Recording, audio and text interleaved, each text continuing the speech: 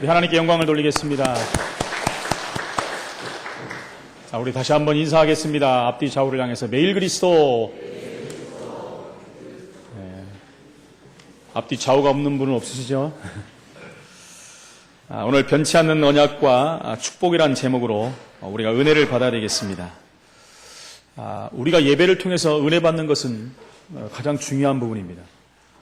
사람의 말을 듣고 위로의 말을 들어도 우리가 감동을 받기도 하는데, 하나님 말씀을 통해서 우리가 은혜를 받는다는 것은 굉장한 축복입니다.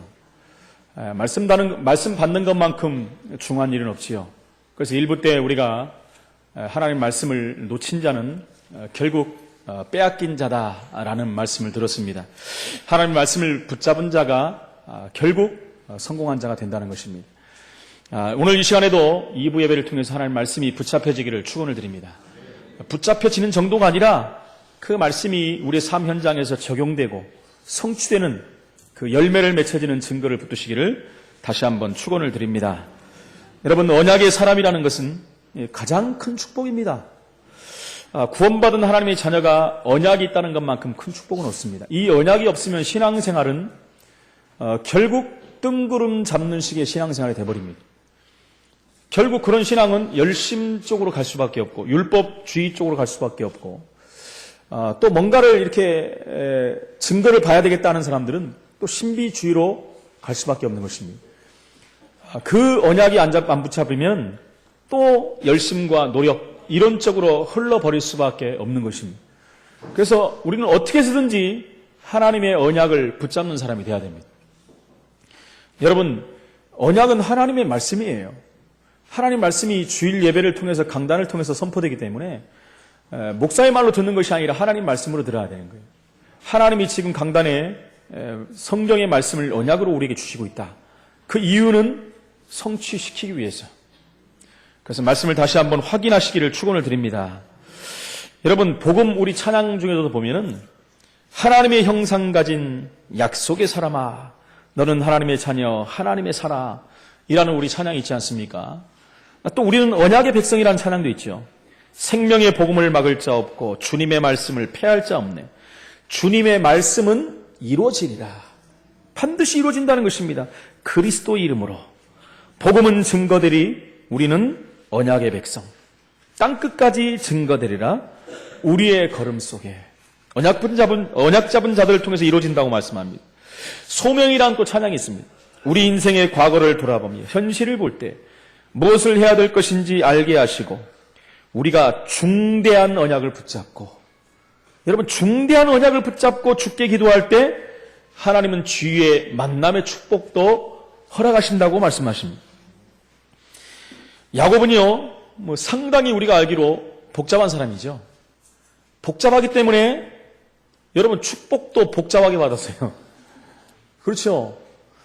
여러분, 가장 그 복을 단순하게 받은 사람이 누굽니까? 성경에 이삭. 그죠? 이삭만큼 별 고생 안 하고 그 축복받은 사람이 없습니다. 한 번 죽을 뻔했죠. 모리아산에 가서. 근데 그 죽을 뻔한 그 기회가 최고의 언약을 붙잡는 기회였죠. 그 후로는 이삭은요, 인생에 흔들림이 없었어요. 하나님이 이삭을 통해서 하는 일을 받지 않습니다.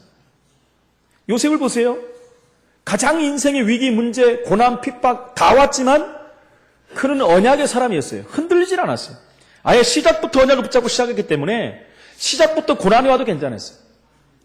그 인생이 아무리 힘들고 어려울지라도 하나님은 그것을 통해서 언약을 성취해 나갔어요.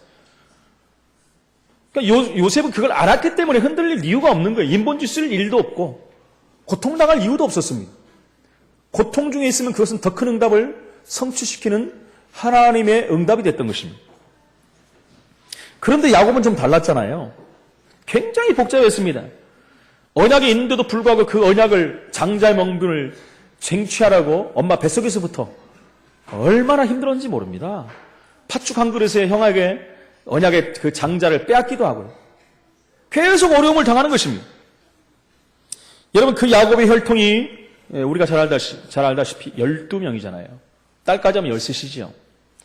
근데 그 중에 장자는 르우벤이라는 사람이에요.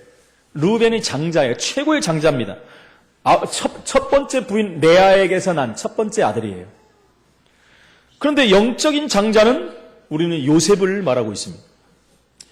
무슨 말입니까? 그렇다면 르우벤이 그것을 뺏겠다는 것이죠. 최고의 축복을 놓쳤다는 것입니다. 이스라엘이 12지파인데 사실은 13지파로 또 말을 합니다. 여러분 이제 뭐 새가족이나 이런 분들은 좀 헷갈리는 말이지만 또 중요한 부분입니다. 이런 부분들이. 그래서 요셉의 지파가 2개가 또 있었어요. 그 아들의 므낫세과 에브라임 그 2지파를 더해서 13지파가 된 것입니다. 그런데 장자에게는요 2배의 축복이 주어집니다. 근데 우리나라랑 좀 비슷하잖아요. 지금 안 그러지만 우리나라는 장자 얻으려고 얼마나 막 씨바지까지 하고 그죠? 지금은 그런 사람 없지만은 뭐 장자 우선순위, 장손이 있어야 된다. 뭐 딸 낳으면 죄인 되고 그러죠. 옛날에는 7거 지약 중에 하나여서 딸만 낳으면 쫓겨나고 지금 얼마나 좋은 세상입니까? 쫓겨나는 사람 없죠? 예, 요즘은 어느 정도입니까? 딸이 더 우선순위가 된 그런 시대를 살고 있습니다. 얼마나 좋은 시대를 사는지 몰라요, 여성 여러분. 예, 아멘 한 명도 안 하시네. 근데 우리나라도요, 장손들이 우선시 돼가지고, 뭐, 부모님들 돌아가실 때 보면 유언도 장손에게 더 많이 주고, 그죠? 막 2배, 3배. 근데, 이스라엘의 그 법과 좀 비슷했던 것 같아요, 우리나라도. 장손 우선순위 이렇게 해가지고요. 딸들은 이렇게 옛날에 사람 취급도 안 했잖아요. 이스라엘도 그랬어요. 사람 취급 안 했습니다. 아니, 하나님 믿는 사람들이 그럴 수가 있느냐? 하나님은 그렇게 말 안 했는데 저희들이 그랬죠. 그래서 보세요. 숫자를 세도 여자들은 빼고셔요. 그게 초대교회까지도 이어졌다는 것입니다. 굉장히 심합니다. 심해요. 심한 정도가 아니죠. 지금 그런 전통질이 팔레스타인 지방에 특별히 심한 사람들이 어디냐면은 모슬렘교. 모슬렘 사람들은 너무너무 심합니다. 지금도 터반이라는 거 그거 쓰고 다니지 않습니까? 얼굴 안 보이게 하고. 심각하게 인권도 유린을 당하고 굉장한 어려움 속에 사는 사람들이 여성들이라는 것입니다. 근데 복음이 들어가고 근대화되면서 이런 부분들이 서서히 바뀌어갔죠. 그 당시에도 르우벤이 그냥 하나님의 언약 붙잡고 있었다면은 큰 응답과 축복, 언약의 반열에서 승리하는 자가 됐을 텐데 큰 실수를 저질렀지 않습니까? 네, 큰 실수를 저질렀는데 역대상 5장 1절, 2절에 보니까 요셉이 이스라엘의 영적인 장자로 삼았다라는 말이 나와요. 왜 그렇습니까? 르우벤은 장자라도 장손이었는데도 그 아비의 침상을 더럽히게 했다. 굉장히 큰 죄를 진 겁니다. 아버지의 침상을 더럽혔다는 거예요. 그래서 장자의 명분이 이스라엘의 아들 요셉의 자손에게로 돌아갔다라고 말해요. 그러나 족보에는 장자의 명분대로 기록할 것이 아니라 유다는 형제보다 뛰어나고 주권자가 유다로 말미암아 났을지라도 장자의 명분은 요셉에게 있다. 여러분 헷갈립니까? 제가 말을 지금 어렵게 하는, 저는 쉽게 좀 풀려고 하는데 어려워요, 이게. 그 법 자체가 어려운 법이라서 조금 있으면 더 어려운 법이 나옵니다. 오늘 법 공부를 좀 해야 되는데, 복음을 알려면 법도 오늘은 좀 봐야 됩니다. 무슨 말이냐면, 야곱의 부인이, 정실 부인이 2명이었어요. 첫 번째 정실이 레아, 두 번째 부인이 라헬. 둘이는 또 자매간입니다. 그런데 첩이 또 둘이 있었어요. 아니 무슨 하나님의 사람이냐면 부인이 4명씩이나 되냐. 하여튼 옛날에 그랬다니까요. 하나님은 그렇게 말 안 했는데 저희들이 그랬어요, 여러분. 그 당시 팔레스타인 지방 풍습이 그랬다는 겁니다. 그래서 레아의 그 레아의 몸종 실바를 또 야곱의 첩으로 삼은 거고요. 또 라헬의 몸종이 비라라는 여자가 있었는데 또 야곱의 처로 삼은 거예요. 그러니까 4명이 4명. 근데 그 중에 장손이 르우벤, 레아의 몸에서 난 자죠. 요셉은 라헬에게서 났어요. 정실 부인에게 났죠. 근데 어떤 일이 있었냐면은 르우벤이 서모 빌하, 그러니까 라헬에게서 몸종으로 있다가 아버지의 첩으로 온 비라와 통간을 한 겁니다. 통간. 이게 보통 죄가 아니잖아요. 그래서 아버지의 침상을 더럽힘으로 말미암아 장자의 명분을 잃어버리게 됩니다. 축복의 반열에서 빠져버린 거예요. 무슨 말인지 우리가 이해를 해야 됩니다. 그래서 결국은요, 장자의 명분이 요셉에게 돌아갔다라고 성경은 말씀하고 있습니다. 여러분, 성경이니까 이렇게 자세히 이런 세밀한 부분도 표현하지, 사실이니까 아니면 이런 말 쓰겠습니까? 아름다운 말만 쓰려면 대충 넘어가 버리죠. 설교하는 저도 그냥 여기 빼버리고. 여러분, 요셉 얘기를 어제 시작했는데 지난주에 갑자기 왜 유다로 또 옵니까? 유다로 왔다가 다시 요셉으로 가거든요. 이유가 다 있는 거예요. 이걸요, 언약의 관점으로 안 보면 성경이 보여지지가 않아요. 해석이 안 돼요. 이해가 안 가는 겁니다. 여러분, 이해가 아니라 완전히 붙잡으시기 바랍니다. 붙잡으셔야 돼요. 첫 번째, 그래서 하나님의 방법으로 하나님은 언약을 성취하신다. 인간이 이해할 수 없는 일들도 벌어집니다. 인간이 이해하면 뭐 저럴 수가 있느냐? 그럴 수도 있어요. 하나님의 법은 그렇지 않아요, 근데. 하나님은요, 정상적인 방법을 하시지만 때로는 그것을 벗어난 적도 있다. 근데 하나님은 그게 정상이라고 또 말씀을 하십니다. 인간의, 여러분, 법으로는 그걸 따라갈 수가 없습니다. 우리가 만든 방법으로는 안 되는 거예요. 오늘 본문에 보면 또 다른 장자, 누가 나오냐? 유다가 또 나옵니다. 아니, 또 무슨 장자가 또 있냐, 지금. 여러분, 육신적으로 보는 거예요, 지금 육신적으로. 영적인 장자는 요셉으로 삼은 거고요. 장자권을 뺏겼잖아요, 지금, 르벤이. 그래서 메시아의 혈통으로 올 장자가 바로, 헷갈립니다, 저도 막 이제. 사람들이 많이 나오니까. 유다의 자손. 유다의 자손은 육신적인 혈통을 통하여 메시아가 오는 거예요. 굉장히 중요한 위치죠, 지금. 그래서 그를 메시아의 장자, 복음적인 장자, 언약의 장자다라고 또 표현을 합니다. 유다를. 이런 사실들을 보면서 하나님의 언약은 굉장한 것입니다. 하나님은 언약을 반드시 성취하는데 때로는 우리가 이해할 수 없는 하나님의 방법으로 언약을 성취하시기도 합니다. 여러분, 저와 여러분들이 언약의 자손이라는 게 얼마나 큰 축복입니까? 우리 자신들 한번 보십시오. 복음 없었을 때, 하나님 앞에 안 섰을 때, 내가 살아온 생들 한번 보십시오. 감히 내가 어떻게 언약의 백성이라고 할 수 있는, 내가 어떻게 약속의 자녀라고 할 수 있는가? 여러분, 내 자신을 옛날에 생각에 비춰보면 다 이해가 가요. 이해가 갈 수밖에 없는 것입니다. 지금도 하나님의 관심이 언약에 있기 때문에 그래요. 언약의 사람에게 있기 때문입니다. 언약의 교회에 하나님은 관심 있는 거예요. 수많은 교회가 있어도 언약 붙잡은 교회에 하나님은 관심 있는 거예요. 내가 정말 언약의 사람이라면 가만히 있어도 하나님이 찾아오셔서 언약을 이룹니다. 내가 언약을 붙잡았고 언약의 사람이 맞다면 내가 힘 안 써도 돼요. 하나님이 다 하신다는 거예요. 그걸 말하는 것입니다. 그것이 내가 하나님의 언약의 자녀가 되었다는 축복을 말하는 것입니다. 여러분, 유다가 메시아의 장자, 언약의 장자가 되었던 이유가 무엇입니까? 얼마나 잘났기 때문에 유다가 이어서 장자가 됐을까? 창세기 37장 26절에 보니까 요셉이 죽게 되었을 때 어떻게 해요? 형들이 구덩이에 넣어가지고 죽이려고 했었잖아요. 그렇게 했을 때 유일하게 그것을 말린 자가 누구냐? 유다였어요. 그 한 번의 그 행위를 통해서 하나님은 그것을 기뻐 보신 것입니다. 뭐라고 했습니까? 우리가 우리 형제의 피를 흘리지 말자. 우리의 손을 대지 말자. 다시 말해서 요셉의 생명을 구하는 일을 앞장서서 했다는 것입니다. 그거 한 일은 그거 하나밖에 없어요. 잘한 거는. 근데 하나님은 그걸 보신 거예요. 그걸 기쁘시게 본 것입니다. 생명 살리는 그 일을 기쁘시게 여기시고 그를 언약의 바톤의 장자로 하나님은 삼으신 것입니다. 오늘 본문을 보아도 유다가 하나님을 기쁘시게 한 것이 하나도 없어요, 여러분. 본문을 우리가 앞장만 읽었지만 집에 가서 다 읽어보십시오. 읽어보고 오신 분도 있잖아요. 있을 수 없는 일이 벌어졌잖아요. 신앙적으로 보나 인간적으로 보나 인격적으로 보나 우리가 보고 배울 게 없어요. 유다가 언약의 사람과 결혼한 것도 아닙니다. 언약의 사람과 결혼한 것도 아니에요. 언약이 없는 가나안의 수아의 딸과 결혼했다 그랬어요. 신앙적으로 잘했다고 하는 어떤 모습도 오늘 찾아볼 수가 없습니다. 그런데다가 유다가 오늘 어디에 들어갔습니까? 창녀의 집에 들어갔잖아요, 지금. 우리가 안 읽어봤지만 그 뒤에 나온다니까요. 창녀의 집에 들어갔어요. 이렇게 인격적으로 잘한 구석이 하나도 없는데 하나님은 유다를 찾아가셨어요. 하나님의 언약을 성취하시는 것입니다. 이상한 방법을 만들어가지고.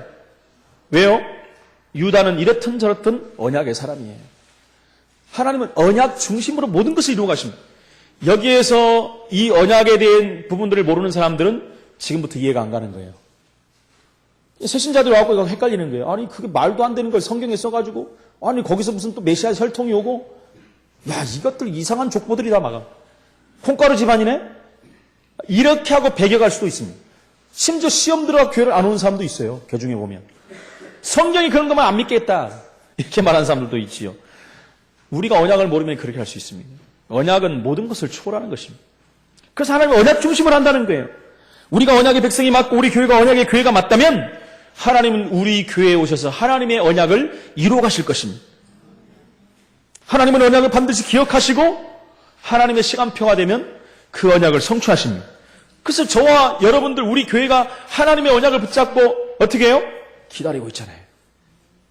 그럼 하나님이 그 날에 이 날에 하나님의 시간표에 반드시 성취하실 거예요. 성취를 시키실 것입니다. 하나님이. 우리가 하는 게 아니란 말입니다. 하나님이 하신다는 거예요. 하나님의 방법으로. 하나님은 어떤 조건을 보고 언약을 이루시는 거 아닙니다. 뭐 잘났거나 뭐 어떻거나 그것 보고 하는 게 아니에요. 하나님은 그 사람이 언약이 있느냐 없느냐, 그 교회에 언약이 있느냐 없느냐, 그걸 보고 하나님은 하나님의 뜻과 하나님의 목적과 하나님의 계획과 하나님의 시간표에 의해서 언약은 이루어지게 되어 있어요. 그래서 우리는 그 언약을 붙잡고 기다리면 되는 것입니다. 여기에 대해서 우리는 그것 때문에 감사할 수가 있는 거 아니겠습니까? 마태복음 마태복음 1장을 보면 아브라함과 다윗의 자손 예수 그리스도의 세계라 족보들이 나오지 않습니까? 거기에 보면 여자의 이름이 4명이나 나옵니다. 근데 여자들을 보면요, 온전한 여자들이 하나도 없어요. 온전한 여자들이 없어요. 누가 나옵니까? 다말이라는 여자. 오늘 바로 유다의 며느리이면서 부인. 헷갈리는 족보가 나오죠. 이런 여자가 나오고요. 그 다음에 기생 라합. 기생 라합이 성경 이름에 나와요. 근데 이게 지금 메시아의 족보라니까요, 여러분. 그 다음에 누가 나옵니까? 모압 여인 룻. 이방인이에요, 이방인. 이스라엘 사람들이 그렇게 싫어하는 이방인 룻이 메시아의 족보 속에 들어갔어요. 기생이 들어가고. 그리고 누가 나옵니까? 우리아의 아내 바세바. 여러분, 성경은 다윗의 아내라고 표현하지 않습니다. 누구라고요? 우리아의 아내 바세바. 다윗과 다윗의 부인이 돼가지고 솔로몬을 낳은 사람. 정상적이지 않는 여인들이 4명이나 성경에 나오는데 그냥 성경에 나오는 사람이 아니라 어떻게 해요? 메시아의 족보라니까요. 메시아의 혈통을 이어가는 사람들이에요. 여러분, 왕족의 혈통을 따라서 난 게 아니라는 거예요. 하나님은 언약 따라서 언약 중심으로 이 언약을 이루어 가신다는 것입니다. 굉장히 중요한 부분입니다. 이 부분만 갖고도 며칠간 설교를 할 수 있는 부분입니다. 중요한 부분이기 때문에 그래요. 우리가 이것을 보면서 누구도 하나님의 언약을 막을 수 없고 하나님은 끝까지 자기의 언약을, 하나님의 언약을 이루어 가신다는 사실을 다시 한번 확인해야 되는 것입니다. 그렇지. 언약을 막으면 그건 하나님을 막는 거예요. 하나님을 막는 자는 성경에 산산이 부서지리라. 언약이 가는 길은 누구도 막을 수가 없습니다. 그래서 언약궤를 앞세우고 갔던 이스라엘 백성들을 그 누구도 막을 수가 없었던 거예요. 그래서 이스라엘 백성들이 잘한 게 뭡니까? 언약궤를 앞세우고. 그 말이 나오잖아요. 언약궤를 앞세우고 갔다는 거예요. 그건 무슨 말? 언약을 붙잡았다는 얘기죠. 창세기 38장 오늘 언약을 이루신 하나님의 방법에 대해서 말씀하고 계십니다. 오늘 말씀의 키는 하나님은 언약의 사람을 찾아가셔서 언약을 이루신다는 거예요. 직접 하나님이 찾아가셨어요. 우리가 정말 언약의 사람이 맞다면 가만히 있어도 하나님의 언약을 이루는 일에 쓰임받는 증인이 될 것입니다. 우리는 이런 사실에 대해서 다시 한번 감사해야 될 줄로 믿습니다. 그런데 중요한 건 뭡니까? 두 번째, 이 언약을 사단이 방해한다는 거예요. 사단이 살아있는데 그냥 놔두겠습니까? 이 언약을 반드시 방해해요, 사단이요. 바로 언약과 관계없는 가나안 여인 수아의 딸과 결혼한 유다가 결혼해서 낳은 아들이 있어요. 아들을 셋을 낳았어요. 엘이라는 아들과 오난이라는 아들과 셀라라는 아들 셋을 낳았어요. 그런데 하나님이 엘과 오난을 죽이셨습니다, 여러분. 하나님이 이렇게 잔인하십니까? 하나님 심심해서 잘못해서 막 죽이는 하나님이 아니에요. 이유가 있습니다. 언약과 관계없기 때문에. 언약을 막은 자들이에요. 왜냐하면 여호와 앞에 악을 행했기 때문이라고 성경은 말합니다. 언약이 이루어지지 못하도록 자꾸 사건이 터집니다. 언약 없는 자들을 통해서 사단이 계속 이 언약을 방해하는 거예요, 지금. 하나님은 언약을 성취하는 분이십니다. 그러나 사단은 언약이 성취되지 못하게 방해하는 방해꾼이에요. 온갖 수단과 방법을 동원해가지고 언약을 놓치게 만듭니다, 여러분. 언약 놓치게 만들어요. 가장 중요한 언약을 놓치게 만드는 것이 사단의 전략이라는 거예요. 여러분, 가인이 아벨을 죽인 것은 단순한 사건이 아닙니다. 사단이 언약을 끊어버리기 위해서 전략을 핀 거예요. 언약을 붙잡고 예배드리는, 하나님께 예배하고 제사드리는 아벨을 죽이면 언약의 바톤이 끝나는 줄 알았어요. 근데 하나님은 그것을 끝내준 것이 아니라 아벨 대신에 셋을 주었다고 성경은 기록하고 있습니다.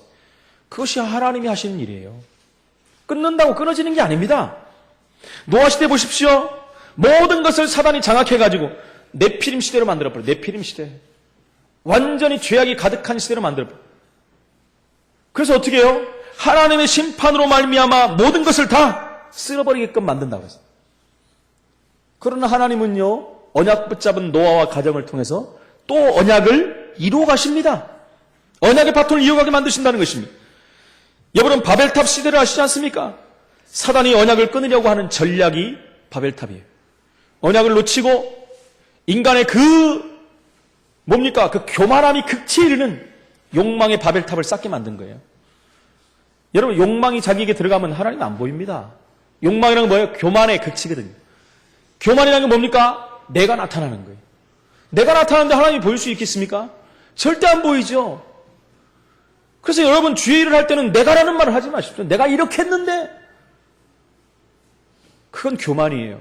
하나님이 가장 싫어하는 것은 내가라는 말입니다. 하나님께서, 예수님께서, 성령께서, 우리가 이런 말을 써야지. 내가 교회를 이만큼 했는데, 내가 헌금을 이만큼 했는데, 내가 헌신을 이만큼 했는데 나를 안 알아줘? 여러분, 내가라는 말을 쓰시면 그 공로는 하나님이 다 알고 계십니다. 영광은 하나님께, 공로는 동료들에게, 또 모든 지체들에게 돌리시기를 축원을 드립니다. 사단이 그렇게 해서 언약을 끊으려고 하는 거예요. 하나님은 그 언약을 또 이루어가게 만드신 거예요. 전 세계로 흩어지셔가지고. 그렇죠. 언어까지 혼잡하게 만들었어요. 언약을 이어가게 만드신 것입니다. 아브라함이 25년간 기다림 속에서 에서가 야곱을 죽이려고 하는 모든 것들이 바로 언약을 막으려고 하는 사단의 전략이었다는 거예요. 25년 동안 모르고 헷갈리고 아브라함도 계속 불신앙하고 그러다가 언약을 완전히 붙잡아 버렸잖아요. 여러분, 우리가 잘 아는 요셉을 죽이려고 했던 사건들, 그렇죠? 오늘 엘과 오난을 통해서 언약을 막으려고 했던 역사, 전부 사단의 전략입니다. 사단이 바로를 통해서 언약을 막으려고 태어나는 모든 사내 아이를 다 죽이라고 그랬어요. 언약을 막으려고. 끔찍한 시대적인 일을 저지르는 거예요, 지금. 전부 모든 아이들 다 죽이라는 거예요. 근데 하나님은 모세를 살리신 것입니다. 언약을 이어가게 만들고 출애굽의 놀라운 언약을 이루게 만들었잖아요.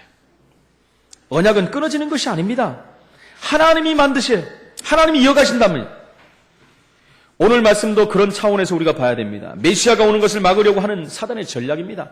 언약의 지금 바톤이 그 혈통을 따라서 그 사람들을 통해서, 언약의 자손들을 통해서 이어가는데 사단이 그것을 지금 막는 거예요. 그러나 하나님은 끝까지 포기하지 아니하시고 심지어 유다가 다말에게 들어가서 언약이 이루어지도록 역사를 하고 계신 것입니다. 여러분, 언약이 이게 아니면, 유다와 다말이 만나지 않으면 하나님의 언약은 이어갈 방법이 없어요, 지금. 방법이 없다니까요. 언약이 우선권이라는 겁니다. 우리가 상상할 수 없는 방법을 사용하겠어요. 세상의 통념을 다 뛰어넘어 버리는 하나님의 방법입니다. 여러분, 성경에는 상수리 나무가 다 배임을 당하여도 하나님은 그릇터기를 남겨놓아서 이 언약을 또 이루어가게 만드십니다. 문제가 왔을 때 사단은 그 문제를 이용해서 언약을 알지 못하려고 합니다. 거기에서 흔들리게 만들고 방해하게 만들고 놓치게 만든다는 거예요. 여러분, 우리 교회와 우리가 언약의 교회가 맞고 언약의 백성이 맞다면 어떤 문제가 와도 괜찮습니다. 하나님은 반드시 언약을 성취하기 때문에 그렇죠. 여러분, 교회가 망해서 언약이 성취되는 일이라면 하나님은 교회도 망하게 할 것입니다. 정영신 목사가 망해서 언약이 성취된다면 하나님은 정영신 목사를 망하게 만들 것입니다. 그러나 하나님은 그렇게 안 하십니다. 특별하지 않고는 그렇게 안 하세요. 하나님은 정상적인 방법으로 해나가시는데 언약이 있는 것은 절대 건들지 않아요. 그러나 사단의 언약이 이루어지지 못하도록 갖가지 방법들을 다 동원합니다. 심지어 어디요? 죽음까지도. 환난과 핍박을 가지고 역사를 합니다. 하나님의 최고의 관심, 최고의 것은 언약의 사람에게 있기 때문에 결국 언약 붙잡은 자는 승리할 수밖에 없는 것입니다. 사단이 예수님을 십자가에서 죽도록 모든 환경을 이용했어요. 그때 모든 종교 지도자들을 이용했고 권력을 이용하고 로마의 그 힘을 이용하기까지 했습니다. 사단이요. 그래서 예수님을 죽인 것 같지만 언약의 주체이신 예수님을 죽인 게 아닙니다. 그 죽는 것이 오히려 결국 우리 인간의 모든 문제를 끝내는 언약 성취의 하이라이트였다는 거예요. 그러지 않습니까? 사단은 예수님을 십자가에 못 박아 죽고 쾌재를 불렀습니다. 그 예수님은 3일 만에 부활하셨어요. 마귀의 머리통을 깨버린 것입니다. 우리의 죄와 저주 문제를 끝내버렸어요. 하나님 만나는 영원한 길을 여신 거예요. 사단이 이긴 것 같지만 그 사단이 이겼다고 하는 그 사건이 전 인류를 구원하는 시작이 됐다는 것입니다. 이 응답을 누리시기를 축원을 드립니다. 그 응답 속에 저와 여러분들이 들어온 줄로 믿습니다. 우리가 언약의 백성이 맞고 언약의 교회가 맞다면 바로 하나님은 이렇게 앞으로도 우리를 통해서 계속 일을 이루어갈 것입니다. 사단이 주는 어려운 문제 전부 하나님의 언약을 성취하는 방법이에요. 사실은 사단은 멍청한 거예요. 사실은 방해하는 것 같지만 사단은 이용당하는 거예요. 하나님께. 그래서 우리는 영안을 열어서 하나님의 계획을 봐야 돼요. 문제가 올 때마다 어려움이 올 때마다 여러분 복음의 눈으로 영안을 열어서 보면 다 보여요. 더 중요한 것 언약 관점으로 보면 보이게 되는 것입니다. 오늘 본문 설명을 잠깐 드리겠습니다. 레위기서 25장 25절 28절에 보니까 재산에 대한 기업을 물으는 법에 대해서 나옵니다. 그렇죠? 근데 재산을 물을 때는요 가장 가까운 사람에게 그 기업을 물르도록 하는 법이 있었어요. 레위기서에 나오죠. 그리고 신명기서 25장 5절로 10절에는 바로 수혼법에 대해서 설명하고 있습니다. 수혼법이라는 게 뭐냐면 후사가 없이 죽은 형제를 위해서 아들을 낳아준 거예요. 다른 형제가. 근데 그 아들은 자기의 아들이 되는 게 아니라 죽은 형제의 아들이 되는 거예요. 무슨 말인지 이해하시겠죠? 그러니까 최고 큰 형이 결혼해서 죽었다. 아들을 못 낳고. 그러면 둘째 아들이 형수하고 결혼하는 거예요. 근데 또 아들을 못 낳고 또 죽었다? 그러면 셋째 아들하고 해야 돼. 또 죽었다? 넷째 아들. 그럴 리는 없지만 또 죽었다? 다섯째 아들. 뭐 아들을 한 번 낳겠죠, 그러다가. 그러면 다섯 번째 가서 낳은 아들도 누구 소속? 이상하네, 소속이라니까. 누구 자녀예요? 장자. 그게 수혼법이에요. 왜 이런 일들을 하나님이 하십니까? 언약 때문에 그래요. 아까 맨 처음에 말씀했잖아요. 장자의 그 권한이 얼마나 엄청난 것이. 그 장자의 신분을 지금 말하고 있는 것입니다. 그런데 오늘 보니까 유다의 첫 아들이 엘인데 엘이 여호와의 앞에서 악행을 행해서 죽였다 그랬어요. 무슨 악행을 행했는지는 성경에는 안 나오는데 분명히 악행이라는 굉장한 악한 일을 하나님 앞에서 악한 일을 한 것만큼은 분명한 것입니다. 악한 일을 벌여서 하나님의 그 생명을 거둬간 것입니다. 그러니까 수혼법에 의해서 어떻게 해야 됩니까? 둘째 아들 오난이 어떻게 해요? 형수하고 같이 사는 거죠. 정식으로 사는 거예요. 그래갖고 아들을 낳아야 되는데 오난이 어떤 일을 벌였습니까? 여호와 앞에서 악을 행해가지고 그 씨를 땅에다 설정했다 그랬어요. 땅에다. 그 무슨 말입니까? 언약을 업신여긴 겁니다, 지금. 굉장한 하나님 앞에서 큰 죄를 저지르는 거예요. 하나님이 이런 법을 정해서라도 언약이 이루어지게, 언약을 이루어가게 만드는데 정면으로 그 언약을 지금 막아버린 거예요. 살아남을 수가 없죠. 살 이유가 없는 것입니다. 역시 하나님이 데려가 버렸잖아요. 이때 유다가 셋째 아들 셀라를 주지 않은 것입니다. 왜요? 또 죽을까봐. 마지막 남은 아들까지 죽을까봐. 핑계를 댄 거지. 아직 어리니까.